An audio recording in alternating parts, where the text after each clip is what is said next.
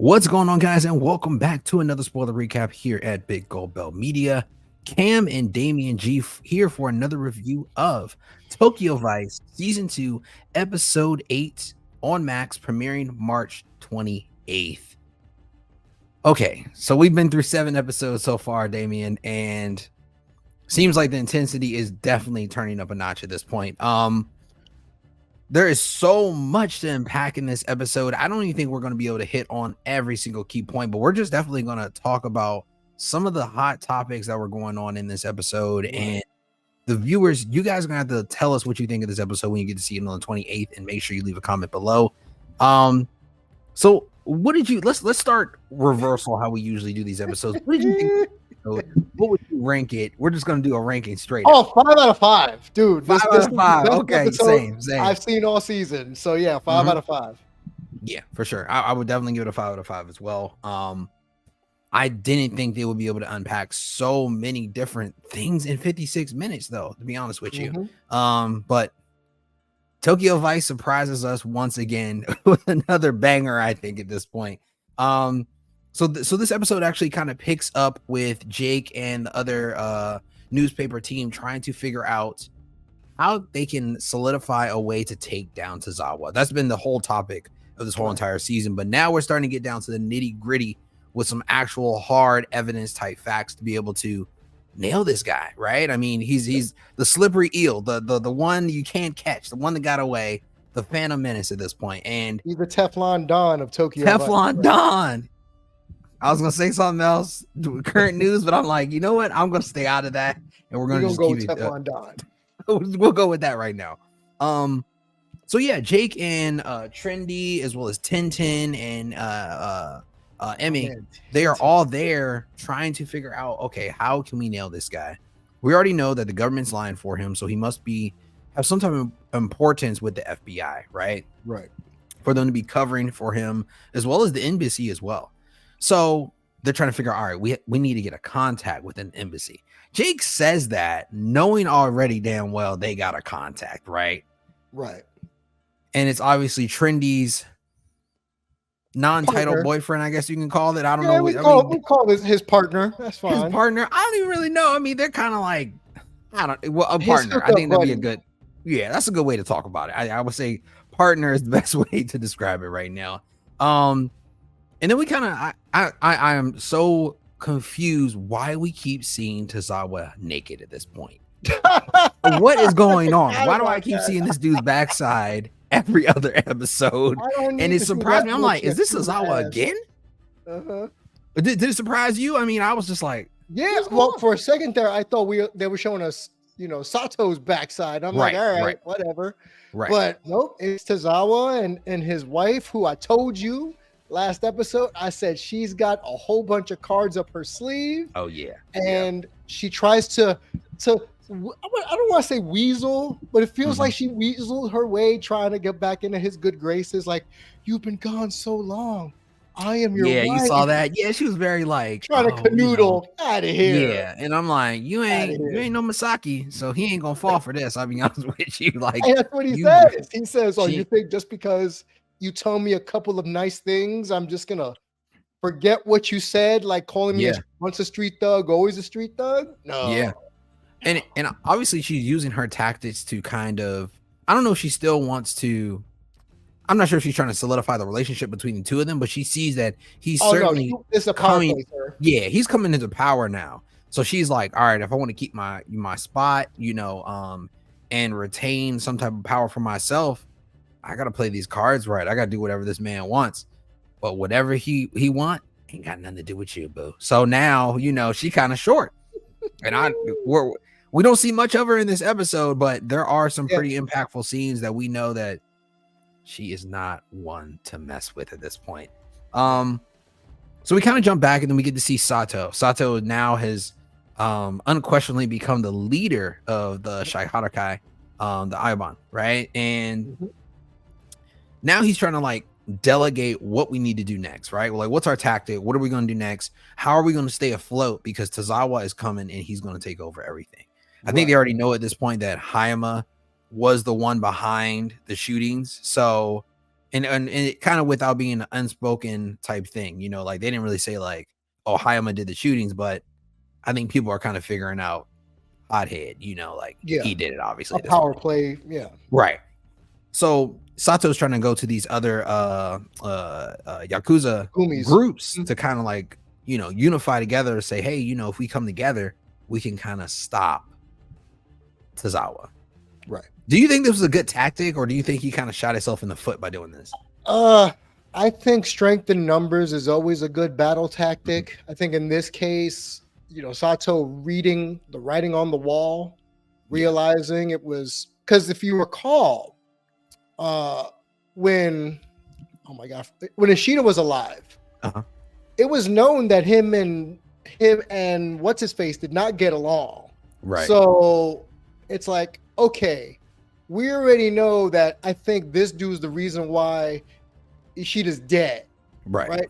Tozawa. So he's thinking, let me go and see what other Gumis we can unify with to try to stem the tide of the evil overlord taking over everything, you know, the Tozawa effect.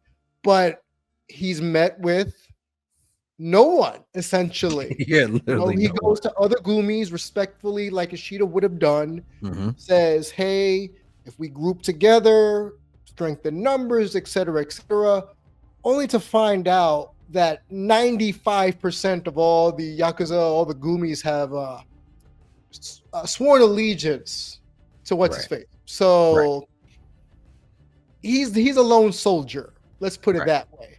But out of respect of the way that Sato approached this Gumi, saying, okay, you came to me with I guess the proper way of doing things like Ishida would have done. Right. I will go to quote John Wick, the high table here, and say, hey, can you let in the Chihara-kai? Let them in and don't target them. You know, because they know their targets. Of what's his face. So I forgive me, my brain is like farting right now where I'm forgetting his name at the moment. It's a lot. Yeah, there's a lot. So Sato goes, all right, well, back to the drawing board. But one thing I liked about Sato's arc, aside from Sato himself, and we talked about it last week, it's the ascension to the power. Stern leadership, old way of thinking, and not so much like old way like back in my day, but respect. You know, doing things the proper way. Like he approached the other Gumis, for instance. Where the guy who stabbed him, remember, way back in season 1, the one that jabbed him up and put him in the hospital, the guy that he was gonna kill in, I believe, episode 3, or Ishida has now become his right hand. And he asks him, why are you so loyal to me? He's like, because you did what Ishida did. You rule fairly and you have like duty, a sense of duty. And I respect that. And I know I've been calling them tracksuit mafia all season, but they're velour jumpsuits, man. I can't get enough of those, man. I think they need to bring those back in style. No, they do. But that's the way Sato's ruling, which is a complete 180 from our guy Hayama, which is like, let's go to war and let the bodies hit the floor. So I like the way Sato's ruling, but is it a matter of too little too late? That's a big question, because I didn't expect, and we'll get to it, the unsuspecting bedfellows that got into business together toward the end of this episode.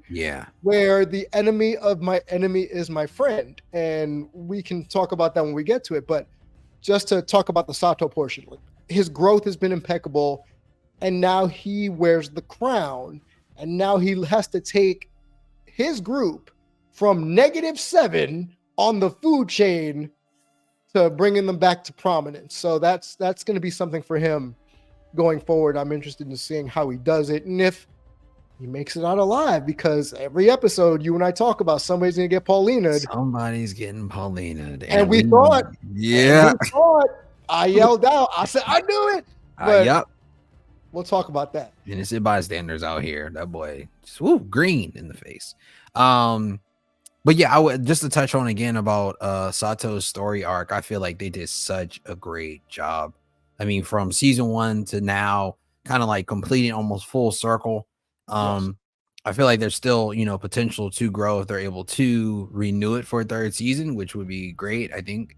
But yeah, it's good to see, like we're not left on a cliffhanger. Like, what did Sato do? Like, what is Sato going to do next in his life? Like he was going to be a runaway from two episodes ago. He was going to be a runaway, and now he ended up being the Oyaban of Chihara-kai, which is so crazy to think. Just in 2 episodes, it can just happen just that fast to you. So on the show, we kind of pan back and we get to see what Misaki is doing. Yo, you know what?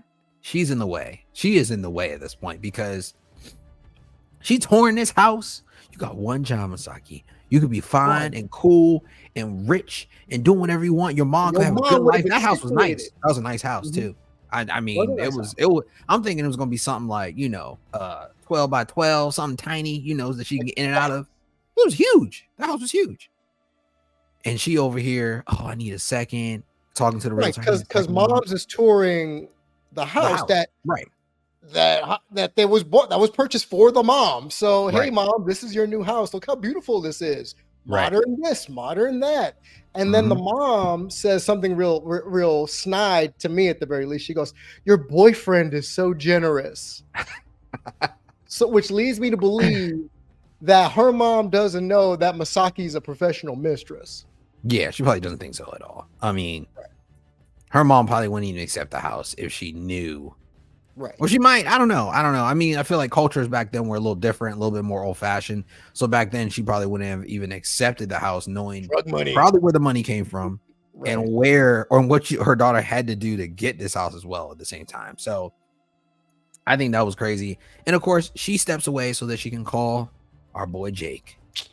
I thought this was over. I'm thinking like, you know what? They packed it up. She realized what she needs to do. He realized that he's better off because he hadn't been talking about her for like 2 episodes. We were happy. We were happy. Yeah, I was happy. It's like when you break up and you don't talk to somebody for like 2 weeks and then they pop back up and you're like, I was doing fine without you. Why are you playing with me now? Now all these emotions rushing back. Right. And here we are. So Jake is not returning her phone call. She's leaving messages on his phone. I'm not sure if she just wants to hang out for a quick little fun time, or if she's looking. I mean, that's all she could do. Like, what else can she do? We thought Tozawa was letting her go. No, he's just keeping her in the pocket. That's all. For like Mondays and Tuesdays, I guess. I don't know. Break in case of emergency. That's all. She's the ultimate backup plan at this point. But that's what irks me, dude, is that, and I wrote it in our group chat while watching it. It's thinking like this, negative word I use, but it's like, man, she only is looking out, like I've said, her own survival, and for her to step outside all sneakily to call Jake, it's no. He was fine, and now because you've been blowing up his phone, other stuff happened, and now everybody's involved in this stuff, and now it's about to hit the fan. I believe next week's episode is the season finales, which makes sense about with everything that's going on. But man, I can't stand her. I can't stand her at all. I think in my top 3 of I can't stand, it's Samantha, Jake, and her. But she's getting above Jake shortly, because remember how the season started? I couldn't stand Jake. So now Jake is slowly climbed down to like 4 for me, 4 or 5. So I'm like, he okay. He still does some dumb stuff in this episode, though. Let's be honest. Some I don't know. I feel like we'll get to it in a second, though. But speaking of Samantha, here goes Samantha trying to rebuild her club once again. Right? Who she go to? Erica. She's like, Erica. No. Erica came to her. Oh, wasn't it at her house though? No, I thought it was the club. She was packing stuff up.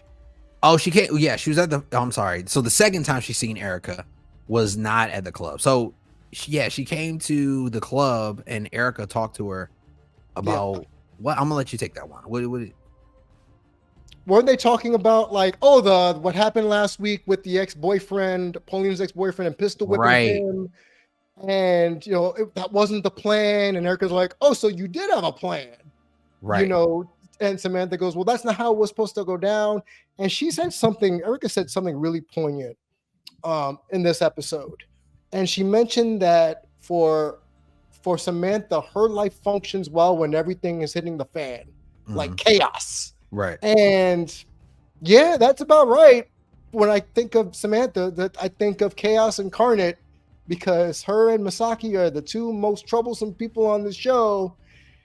And they both get on my nerves. But yeah, no, she went to Erica, or Erica went to her, and then telling her, hey, I don't want to be a part of this life anymore, because she was packing up the club. So I thought, okay, this is where they say goodbye as friends and yada, yada. But no, that comes later. And that's the first time, and then the second time later in this episode. And forgive us, everybody, we're jumping around because all the characters had such a rich story this episode that I just want to talk about each character. So Samantha goes, or I should say, Samantha goes to Erica's house, which I didn't know she was still on friends basis with Erica's kid. So she goes, hey, can I talk to your mom for a couple of minutes? And him being a little kid's like, okay, nice white lady, whatever you say, And basically Erica's telling her, like, listen, this is Dawn. Like all the other episodes, have you noticed every woman in these episodes with Samantha has cut their ties with her? Yeah, except for the dudes. Yeah. The only ones that didn't cut their ties with Samantha are the dudes. Go figure. But another woman cuts her out, saying, nah, you're pure chaos. Erica says, you come to my house, we good. So, I am incorrect. You just jogged my memory. I am the woman I'm thinking of was Misaki going to the club. Right. Yeah. That's what I was like, hold on, didn't I could have sworn she came to her house. Thank you for that correction. So as I was talking, I realized that I missed. And that actually is a little bit later on when that actually happens, when we're trying to figure out what is going on and all this other chaos. So that's what happens. Like we said, people at home, this was a crazy episode, and it's so much to unpack at this point. But we'll go to our next point. So on our next point, we actually see that Tozawa is trying to, what the hell did I say? Oh, so they're trying to basically solve the crime about, or not the crime, but they're trying to figure out about Tozawa, right? And how he's linked to the embassy. So Trinity goes to his boyfriend, talks to him. He ends up being, I guess, the source, right? Right. And he passes along this information. He's like, all right, yeah, they have him in our records as being an informant. And everybody's like, oh, this is even better than him running off. Yeah. He's a snitch. He's a snitch this whole time. Perfect. We can get, the whole entire Yakuza just to kick him out on their own. And then he won't be liable or have any type of credit as being the leader at this point. I mean, correct. I mean, because it means a lot for your leader to be a snitch. That's like, oh, dag, what? That's everything we know, at this point. So they're like, all right, but we need more hard evidence. So they send Tintin to go talk to the doctor that performed on, or kind of, I guess, approved him to be able to get the transplant.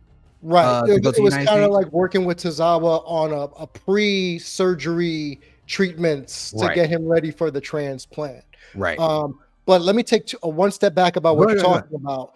How we find out he's a snitch is because Tozawa's the one that's telling the FBI to go raid these Yakuzas in America. So that's the reason why he was able to get across the lines, I guess, country lines, because he was banned from America, extradition or whatever. And if we find out he's a snitch and he's the one that's ratting out all these other Yakuzas in the States, because the FBI says, all right, be an informant, we'll let you come back over the border, so to speak. And that's how he was able to get the transplant, the surgery, to get that fountain of youth, like you said, because he turned snitch to the FBI. But it was just the way that we found out, thinking, so that's how that bust in Hawaii happened when we thought we were watching the wrong episode. Exactly.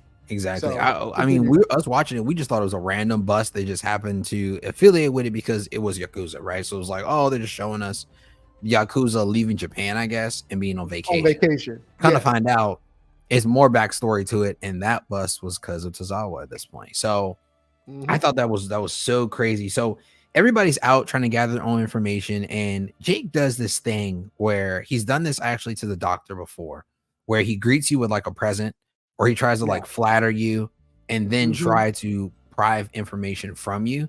And he does this from the lady at the consulate who works for the FBI, who told him that Tozawa was actually not the person that got the liver transplant, but it was I guess a high school teacher who was born with a Japanese name. His last name is Japanese, but he's a teacher in Florida who was able to get the transplant. So Jake's talking to him. He's like, hey, here's a gift. I just want to thank you for the information. But I just got to ask, how does a teacher on that salary able to afford $120,000 watch to give to the doctor so he can jump the list? And she's like, oh, you're not going to let this go. And he's like, look, if you go ahead and give me a statement that Tozawa only is the person who's giving you all this information, so I can bust him, nobody else. I don't want anybody else. I don't want the rest of your job. Just give me him. Yeah. All I need is Tozawa. If you go over here, release his name and say that he is an informant for you guys off record, I won't publish this. She says, I'll give you Tozawa if you give me your source. But we already know who the source is. The source is, I believe his name, Michael, I think, who is Trendy's boyfriend. Right, but we don't know whether or not Jake gave him up. Right. We don't. It kind of gave us like it did a cutaway scene. So like, all we saw that Jake got the results. We don't know whether Jake really gave up the name or not. Right. I hope he didn't, because I feel like Jason. I really hope he didn't go. Oh man, that dude is gonna get in so much trouble, bro. Like I'm. Well, because him and Trendy's relationship was already on the rocks, it seemed, because Jason asked Trendy when he was getting the information, saying, "Oh, is that all you need me for? Just to be a source?" Right. You know, and you would have thought, I thought Trendy was gonna be like, "Well, no, if you want to have dinner or something like that." But he's like, nope, just give me your information, sir, and I will yam you later. Like, that's basically it. That's a good way to put it. But yeah, it's so crazy because Jason, thank you for correcting me as well. Jason is like, I don't know, Trendy has like a little certain hold on him, or I guess a sweet spot, I guess you can call it, for him, because he's willing to do or risk his own job, and at this point now risking his own life right now. So while Jake is trying to get this information, Tintin is sent to the doctor, and that receptionist was holding Tintin up. And now we know why she was holding him up. I was thinking like, okay, maybe it got back to the embassy and the FBI agent, you know, kind of went around and was like, hey, Tozawa, they're on to you. You about to get exposed. You're done. And then the doctor called, and then Tozawa getting on his, and then all these calls start coming through, and then, you know, boom, Tintin's going down. Right. So Tintin's walking out. He's like, I need this information. I'm busting in here. This doctor's taking too long. Gets in there. The doctor's like, all right, close the door. We start talking. He's so excited when he leaves with this. Tintin pulled the Jake. Yeah, he did. Finally. I mean, this is what he needed to do, right? But didn't work out. Didn't work out how it usually does with Jake. So we see Tintin walking down the dark alley. It's people all around, remind you. It's not like it ain't like 3 a.m. and no one's on the street. This is like 8 o'clock at night. He's walking down the street with this vital information. He's like, oh man, I can't wait to tell Jake. We just found out about the liver transplant. Dude bumps Tintin. They throw him against the wall. Just straight in the gut. Tintin gets shanked. Yakuza guys run off. Tintin just bleeds out on the ground. And I'm like, I knew somebody was going to take the Paulina. Somebody was getting Paulina. He got Paulina. Got Paulina, my boy. Oh my gosh. Like, and it was bad. It was bad. So he was on the phone with Trendy. Yeah, like, Trendy was like, Tintin. Like, he's like gurgling on his own. Yeah, I know you can hear people in the background talking about, call an ambulance. And then you saw all the other news reporters around listening to Trendy on the phone, and he's screaming in the news office, and they're like, somebody hurt? Like, yeah, somebody hurt. That's why we losing our mind right now. It's come to find out Trendy gets Tintin gets transported to the hospital. He's basically in the ICU on life support, I guess, right now. He made it. I think he's in a coma right now, right? They said he's stable. He's stable. Okay. So he possibly could make a full recovery. He's in some murky waters right now. So the information that he had really didn't get passed on just yet. I'm not sure. Did he have any files on him that they took? I think the only thing he brought with him was the evidence against the doctor for blackmail. Right. Okay. Because I didn't see them take anything from him. So I just figured most of it was probably just up here for him, that he's passing along. Yeah, that was crazy. That was absolutely crazy. And then we see, go ahead. Sorry. I was gonna say at the hospital. If we're gonna talk about the Emmy part. Yeah. Okay. No, so go ahead. Emmy take it away. The hospital. And we haven't seen Emmy aside from barking some orders, talking about, hey, keep this on a hush. Yeah. It's just her, Tintin, Jake, and Trendy in on this because she doesn't want to go to her boss because she's been looking into him all season about corruption. Yeah, so she's worried that Tintin's gonna die. Now, here's something I was thinking about while we were watching it. Mm-hmm. Everybody in this show wants something from somebody else, right? Right. So I'm sitting there being the human that I am watching this saying, I wonder if they really do care about Tintin's life or they just want the information that he has. Right. And we could care less this little motherfucker dies. Yeah. But, so she's at the hospital freaking out, Trendy's there, and then Baku shows up, which I didn't think he was going to show up. Nah, Baku definitely not. Angry. WTF, like what the hell? Da-da-da-da-da. And he pulls her to the side. And I swear to you, Cam, I thought he was going to shank her in the hospital. When he was yelling really loud. He was yelling really loud. Yeah. When they went down that hallway, I thought she was going to get shanked by her boss. Yep. But turns out he's like, what the hell have you guys been doing behind my back? Mm-hmm. And he finds out it was about the Tozawa story. Right. He didn't clear it. She's telling her, shove this, like put this in the drawer. Like we can't mess with this. And then Emmy out of nowhere gets this, I want to say this chutzpah to say, oh, because you're the one that's been stopping us from getting Tozawa in the first place. Yeah, that was pure frustration coming out from her. Yeah. So there was that. She was talking about you've been obstructing me the entire time. Da-da-da-da-da. Only for him to turn around, Baku goes, wait a minute. I'm a harsh man, but I'm not a criminal kind of thing. He's like, I'm not, I have marbles. I have, So there's a shred of doubt that's left hanging over. And that's not the first time we hear something like this used during the episode. So a small sliver of doubt whether or not Baku is the one that's been getting in the way or hasn't been somebody else. So, and then Baku leaves the hospital. Right. So, and I want to stay with Emmy real quick before we move on. No, go ahead. And the reason why Emmy is at the hospital at that time of night, because she was up, was because her brother earlier in the episode goes to the school of her boyfriend's son and does the whole stranger danger routine. Talk about my dad wants me to pick you up and I'm going to take you someplace safe. And the kid smartly, stranger danger, I don't know you, where's my purse? And he runs away only for the guy to chase him in the school like a damn pervert. And what did I tell you in our group chat? I said, oh, this is the perfect crime for him. He's going to get arrested for stalking a child. They're going to release him because of his mental disabilities, saying he wasn't in his right, just to get the boyfriend to break up with Emmy so he could be with Emmy, brother, sister, life together. I thought that was kingpin level crime. And that's why Emmy was up late and already shaken while she got to the hospital, because that had just happened. She had just gotten dumped like hours before, right?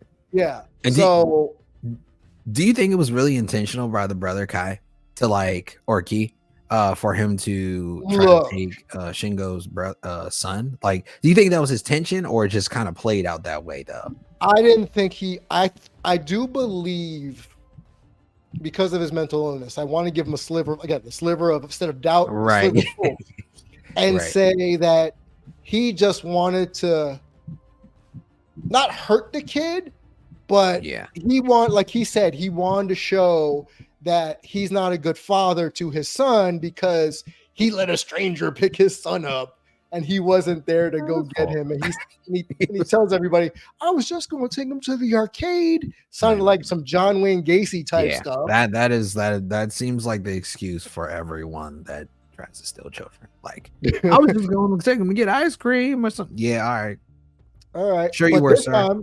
But this time, because he does have developmental issues, I guess they just dropped the charges and said, well, he wasn't in jail. He wasn't in jail immediately after. He was at home. I mean, got to sleep in his nice bed after slapping. He slapped the boy too. He slapped him. That's right. He slapped the kid. Remember, he slapped because when the boy was like, no, my dad gonna be here. He backhand him, full backhand, and I was like, dang, that kid. People can see you. You know that, right? Like, are you trying to be incognito? The kid in broad daylight. Like, what are you doing? In broad daylight. Now the kid's running through the halls. He should have aborted the plan after that because they might not have found him. Right? Cameras, not that much back in the 90s. Could have just went home. But nope. Now everybody had I got to follow through this one. I got to follow through with this plan. This is gonna work. No, it's not gonna work. Did not work. So a little bit after this, we get to see Jake. Jake still has this information that he's kind of trying to figure out now that, Emmy has kind of gotten the word to kind of solidify or kind of drop the whole entire story. He's like, all right, well, I got to take this information somewhere else so that I can kind of take down Tozawa by any means, right? That is the whole story in this whole entire episode. Season. So he decides, you know what? I have a plug in the Yakuza. Right, so let me go ahead and go to Sato. Not really knowing what Sato's status is currently right now, he's like, you know what? Maybe I can share this information and it can help because obviously everyone knows Tozawa is a menace, right? Mm-hmm. So he goes to Sato to share the information with him, and a lot of other things pop off during this time. But I actually missed the part because Tozawa before this, and the scene right before this, was golfing, right? Yes. He's sitting here golfing, chilling with his buddies, talking about, new financial propositions that he'll be able to get into and, new investing because now they're going to go straight, right? The Yakuza is going to be no more. We're going to be businessmen now. And one of the guys that actually is his golfing partner who's in the cart with him, I don't think we've seen him before in another episode. But he was in what he says. He said he was at the event for the embassy. Oh yeah, for the embassy, right? Okay, yeah. So he says he recognized Misaki, right? And he saw Misaki with the guy Jane, right? Who is our man Jake, and he was like, "Oh, you must have been mistaken." And he was like, "Yeah, I must have been mistaken." No, he definitely saw them together. My man Tozawa has this look that he's been giving people all episode where it's like, I will kill you. Yeah. So, like, you're right. He tells the guy, oh, you must have been mistaken. Not my Misaki. He called her a friend, by the way. He tells his golfing partners that she's a friend of his. And he goes, no, I saw her. And she was with this tall guy, Jean. And he goes, like you said, but with a stern face, no, you were mistaken. He's like, I must have had too much to drink. You're right. I don't know what I was thinking. He was like, I must have drank too much. They drive off. Next hole 18, I hope, right? Like let's get out of here. So yeah, Jake and Sato are, I guess, at the, I don't want to say, it looked like the bathhouse again, to be honest with you. I think they were somewhere else though. It was the Sheeta's office. Okay. Bunch of jumpsuits all over the place, right? Everybody's guarded the hallways. They're having a conversation, talking. The guards downstairs see a black, I think it was Mercedes-Benz pull up. 5 guys jump out. They walk to him. Now, I think guns are so foreign in this type of criminal masterminds that they're surprised and caught off guard because nobody got guns, right? Well, they are because they don't use guns. Remember, right. we found out earlier this season that they don't use guns typically. Yakuza, it's straight up just blades and knives. They're like you said, like Tozawa said, we are evolving, and guns are going to be in our repertoire at this point. Everybody's going to a shooting range next week, because these guys bring out the guns. I think, matter of fact, only one guy had a gun. I think it was just the one guy in the middle, and then everybody else brought out their guns afterwards. But they just start shooting Chihara-kai left and right in the hallways until they get ready to try to make it to the top. To basically get Sato. They don't know Jake is in there, I'll be honest. I don't think. They are trying to take out Sato at this point because they're like, okay, this is the last house that's standing in our way, even though he came honorably to the other Yakuza group. I'm pretty sure that Yakuza group was probably like, hey, look, he was trying to overthrow you at first, but he might be on your team. You know, he seemed like a cool guy, yada, yada, yada. Yeah. And then he got more points. You know, he get boosted. All right, you get ranked up to lieutenant. Thank you for snitching, because I'm the boss and I snitch on all y'all in America. So by the way, so you're like, okay, all right, great. Snitching is our number one rule in here. If you can, you do it. So Jake and Gin and also Sato are able to escape. I'm gonna let you guys watch that and be able to see how crazy this whole entire escape plan is. That was a hell of an action scene, man. Yeah, hell of an action scene. Not many guns on the Chihara-kai side at all, but there are some baseball bats and I believe some poles as well being used. I don't know where the poles came from, but random ass poles, crazy. So they get out of there, they leave, and I believe they get ready to go to the Chihara-kai kind of like temple, safe house. The safe house, okay. And then we kind of flip, because Samantha is at the club and everybody at this point is still worried about Jake, right? They're like, okay, something's going on. So Misaki walks in and she's like, hey, I'm looking for Jake. What are you doing here? Okay. Right. What are you doing here right now? This is no good. And she's these like, two together. Crap. No. Yeah. She's like, oh crap. Y'all are still talking and still together. So they're like, all right, yeah, I need to find Jake. Help me find him. So they go to Jake's house. No Jake. Knocking on the door. They get ready to leave. They get on their motorcycle, or Samantha gets on her motorcycle. Misaki gets on the back. She need a better helmet because her face was all exposed. You can see exactly who her ass was in there. And I said, damn, he ID'd her. But I was thinking like, okay, maybe they think that's Jake riding the bike, you know, in the front, and then like Misaki on the back. He probably like, super mad now at this point. So Tozawa's car pulls up and he's like, Misaki. He sees her from afar, and Misaki, she know, do not get off this bike. We gotta go. So they get on the bike, they take off, and they end up going to the safe house. So now everybody's at the safe house, and things are just bad. And this is Sato's first time actually figuring out that Jake and Misaki have been together this whole time, or kind of like they've been messing with each other this whole entire time, right? Which makes everyone furious because this is even worse for business now. Like, he don't have one reason to kill Sato now. He got more than one reason to kill Sato, because this is now your friend. So you got a reason to kill Samantha. He's got a reason to kill Jake. He's got another reason to kill Sato. And now Misaki fooling around with the guy Gene. So, and this is what I meant earlier in the episodes. Earlier this episode, I should say, is that these girls brought the trouble to the door. They came to the house, and all four of them are looking at each other like the Spider-Man meme. Wait a minute, you and you and you, y'all don't know each other? Oh, we're fucked.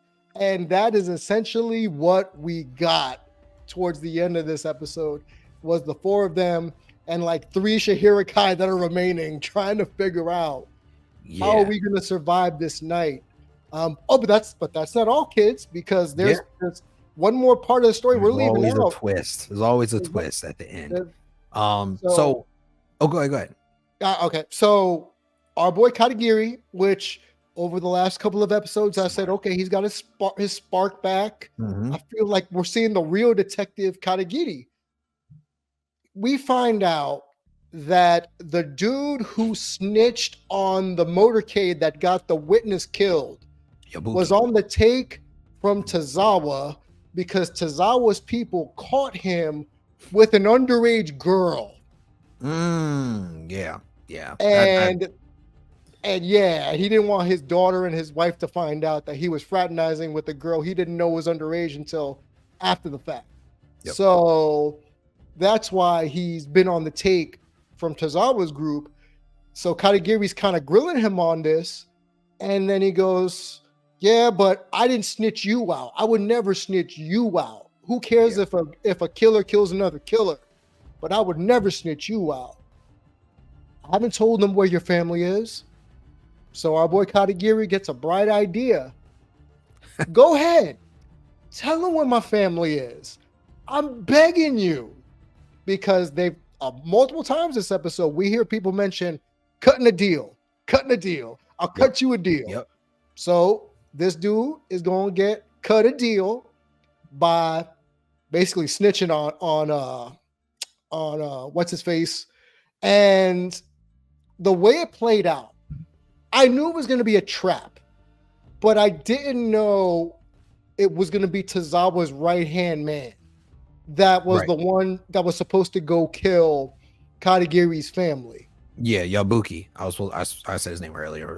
I was off track, but yeah, go ahead. Sorry. Thank you. So Yabuki, with his freshly coiffed hair, goes to the hotel. I don't know where he got a key card from that he just said, hey, key card. Oh, and just went right in the door, opened it up. Oh yeah, nice and quiet with his assassin glove, with no fingerprints on the doorknob. Pulls his knife out. Again, another person with a knife is gonna shank this woman and kids, but there's a gun on the bed. You're like, huh? And then Katagiri's in the corner, just waiting. He's like, take a seat. We're gonna talk. But not before they even start talking. My man grabs the gun that's on the bed. So smart. He grabs the gun on the bed to try to shoot Katagiri, only to realize empty. Just so he could get his fingerprints I was like, on that gun to use against him for later. Which I thought was genius on Katagiri's part, man. What'd you think? Yeah, I thought it was crazy because I was like, first off, Yabuki, he walked in there with that little switchblade, like he was like, you know, I was like, Jason Voorhees about to pull up in here and go to town. I'm like, you could just stab this family and the grandma too, because the grandma would have been in there as well. He would have stabbed the family at 4 and thought nothing of it, just gone home and had a drink, went to bed probably. And I was like, dang, he's a cold dude for that. But then he sees the gun on the bed. He didn't even think like, why is this gun on the bed? Maybe I shouldn't touch it. And then of course, with Katagiri's gun drawn at him, his first thought was, all right, I threw my knife down, so let me grab this gun. But I thought it was an ingenious plan to get some dirt on Yabuki because they had nothing on this dude. And at this point, they're just building a stronger and stronger case to take down Tozawa. Because we know if somebody wants to get out, they're going to talk, right? Yeah. But the one thing that I thought was interesting that Yabuki said was that soon my boss is going to be your boss. Which I thought was crazy because I was like, God, hopefully you don't get there. Like, you know, we take them down before that because, you know, if that's the case, then Yabuki will be back on the streets in no time at this point. Right. But then we kind of see a final scene at the end, right? And we thought that was it. We thinking, you know, the episode's over. You know, Katagiri's going to go home, or he's going to go to the hotel to see his family, which he probably would just went home because stuff is still hot, so he can't be having contact with them. So we see that Tozawa's driver pulls up, right? And the driver is talking to Katagiri, and Katagiri's like, look, you need to get out of here. You're a little late. But if you want to get arrested, you can get arrested too, right? With your man's over there. Yeah, we already got him. Yeah. And he's like, I'm not here for that. The driver is so cool, to be honest with you. He's like, he's okay. Like, yeah, I'm not here for that. You got another appointment. I'm not gonna say nothing. You know, he's very chill, very collected, and very, very loyal to Tozawa's wife. Because we see Tozawa's wife in the backseat. And this whole entire thing, everything's been evolving and everything's been going crazy. And the whole time, the only person that's calm and collected is Tozawa's wife, because she always got a backup plan. So Katagiri goes up to the car, and Tozawa's wife says, I think I have some information on my husband that you might be able to use. And we're like, oh no, she's gonna save herself. She's gonna save herself. So that's, I mean, I think there was a little bit more to it of what she said, more in detail. Right. But and what she says is, and I'll paraphrase, is you can get all this information from the hotel that he stays at the safe. Right. But to get the good stuff, you need to go on the yacht at the beginning of season 2, where Paulina got Paulinaed. Paulina. And she tells him, but the only way you're getting on is with like a special clearance. That being her. Yeah. So again, let's make a deal. Yep. So that's where it ends, with them potentially making this deal. So what we realized this episode, Cam, I could say this confidently, is the enemy of my enemy is my friend as a whole. Yep. So the season finale is next week, and yeah, we got the 4 main players in the same room at the same time with the Spider-Man pointing. We got Katagiri with the wife of his greatest nemesis, who also wants to see him fail because he got over on her money, and now he's like, forget you. Like, I don't need your money no more. Right. You know? And she has a couple of aces up her sleeve. Tintin's in intensive care. We don't know if Jason's gonna get got by the FBI next week. He next. So nobody's been Paulinaed except a couple of Chihara-kai guys, especially the one dude who gave up his life to save the rest of the group by holding the door closed, catching all the bullets, to let everybody yeah. The whole door. He did the whole door for him and stuff from Game of Thrones. Which I thought was cool. Crazy. Which I thought, it was very honorable. I would say that was a good death for him, Yeah. And Sato's like, come with us, come. He's like, nah, go run. And he just died right there. But that was the only, I guess, person of substance that got Paulinaed. Yeah. Potentially Tintin, he in limbo, Yeah, he in limbo. It's like the Bill Cosby movie Ghost. You seen that, where he was like, his body. We don't talk about him. No, never mind.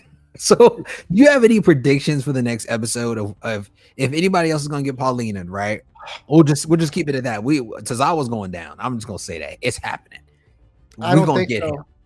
I don't think we get him next. He's gonna escape to America probably or something. I think he finds a way out. I think he finds. He's gonna become a teacher in Florida. Is what's gonna happen too. It's gonna be crazy. Identity check. Be like filled his destiny. If I had to bet, I would say Baku gets got because he's protecting Emmy from something, because he's trying to prove that he's not the one that ratted everybody out. Yeah, that would make sense. So I think he might get got. Emmy's brother might get got just because. And if I had to put money, Misaki or her mom gets got by Tozawa, because he's pissed that she's with the gaijin, so he might kill her mom. Possibly. Yeah, I think, you know what, that's a good point. I feel like, so what they're gonna do is they're gonna use the people they love to draw out. Typical like villain. Sato. We didn't see Kaito in this whole entire episode, right? He ain't gone. He just went back home, y'all. So him and the mom, that means they're vulnerable at this point. All they gotta do is follow the shoes. And the next thing you know, Kaito, he on the next episode as a prisoner, or as a kidnapped captive to get Sato to surrender himself. So it's going to be even more to unpack the next episode. But I definitely love this one. How about you? You obviously enjoyed the episode as well, though. You said it 5 out of 5. We both said perfect episode. 5 out of 5, the highest score yet. If you guys haven't already, make sure you check out Tokyo Vice Season 2, Episode 8, premiering March 28th on Max. Cam and Damian G from Big L Belt, thank you again for checking us out for another series recap. We do those too. Yeah, exactly. So if you like content like this and you want to see more content just like this, make sure you like, subscribe, and hit that notification button so you be the first one to know about new content that we drop on a week-to-week basis. And check us out at biggoldbeltmedia.com. Until next time, peace.